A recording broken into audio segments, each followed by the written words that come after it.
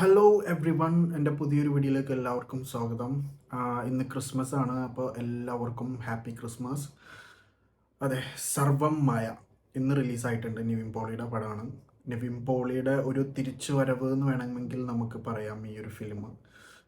തിയേറ്ററിൽ അത്രയ്ക്കും ബ്യൂട്ടിഫുൾ ആയിട്ടുള്ളൊരു ഫിലിമായിരുന്നു അത്. ഫിലിമിലേക്ക് കടക്കുന്നതിൻ്റെ മുന്നേ ഇതിൻ്റെ കുറച്ച് കാര്യങ്ങൾ പറയാം. ഇത് പ്രൊഡ്യൂസ് ചെയ്തേക്കുന്നത് ഫയർഫ്ലൈ ഫിലിംസ് എന്ന് പറഞ്ഞിട്ടൊരു പ്രൊഡക്ഷൻ കമ്പനിയാണ്. ഇതിൻ്റെ സ്ക്രിപ്റ്റും ഡയറക്ഷനും എഡിറ്റിങ്ങും എല്ലാം ചെയ്തിട്ടുള്ളത് അഖിൽ സത്യനാണ്, സത്യാനന്ദികാടിൻ്റെ മകൻ. പിന്നെ ഇതിൻ്റെ ക്യാമറ ചെയ്തേക്കുന്നത് ശരൺ വേലായുധൻ എന്ന് പറഞ്ഞിട്ടൊരു പുള്ളിയാണ്. നമ്മുടെ സൂക്ഷ്മദർശിനി അമ്പിളിയൊക്കെ ചെയ്തിട്ടുള്ളൊരു പുള്ളിയാണ്. പിന്നെ മ്യൂസിക് ജസ്റ്റിൻ പ്രഭാകരൻ എന്ന് പറഞ്ഞിട്ട് പുള്ളി വേറെ ലാംഗ്വേജിലൊക്കെയാണ്. നമ്മുടെ ഹൃദയപൂർവ്വത്തിൽ വർക്ക് ചെയ്തിട്ടുള്ള ആൾ തന്നെയാണ്. മ്യൂസിക്കും വളരെ ബ്യൂട്ടിഫുൾ ആയിട്ടുള്ള മ്യൂസിക് തന്നെയായിരുന്നു ഈ പടത്തിലുണ്ടായിരുന്നത്. ഇതിലെ കാസ്റ്റിലേക്ക് നമുക്ക് വരാം. കാസ്റ്റ് വരുന്ന സമയത്ത് നിവിൻ പോളി, അജു വർഗീസ്, ജനാർദ്ദനൻ, മധു വാര്യർ, പിന്നെ അൽത്താഫ് ഉണ്ട്, അൽഫോൺസ് പുത്രൻ വരുന്നുണ്ട്. പിന്നെ റിയ ഷിബു എന്ന് പറഞ്ഞിട്ട് ഒരു പെൺകൊച്ച്.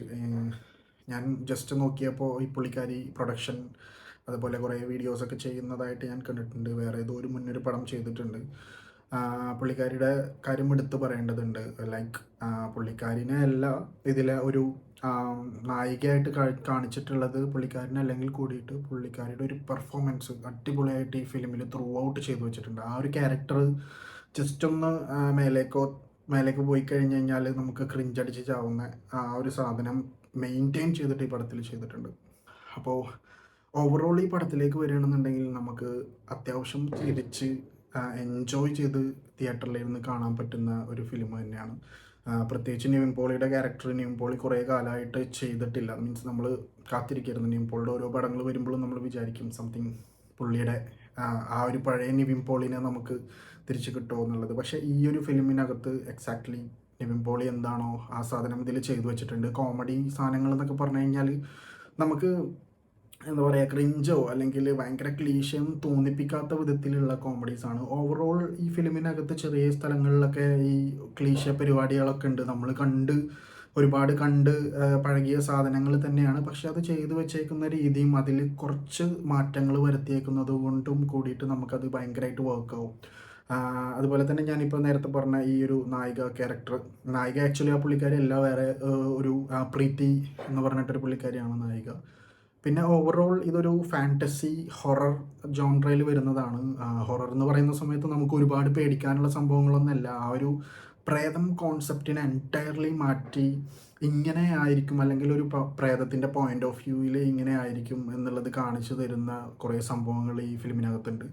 പിന്നെ എടുത്ത് പറയേണ്ട കാര്യം എന്ന് പറഞ്ഞു കഴിഞ്ഞാൽ നിവിൻ പോളിയുടെ കോമ്പിനേഷൻ സീൻസ് ആണ്. നിവിൻ പോളി, അജു വർഗീസ്, നിവിൻ പോളി, ജനാർദ്ദനൻ, നിവിൻ പോളി കോമ്പിനേഷൻ ചെയ്തിട്ടുള്ള എല്ലാവരായിട്ടുള്ള കോമഡി സാധനങ്ങളൊക്കെ കിടിലനായിട്ട് വർക്ക് ചെയ്തിട്ടുണ്ട്. തിയേറ്റർ അത്യാവശ്യം നല്ല രീതിക്ക് ചിരി പടർത്തുന്നുണ്ടായിരുന്നു.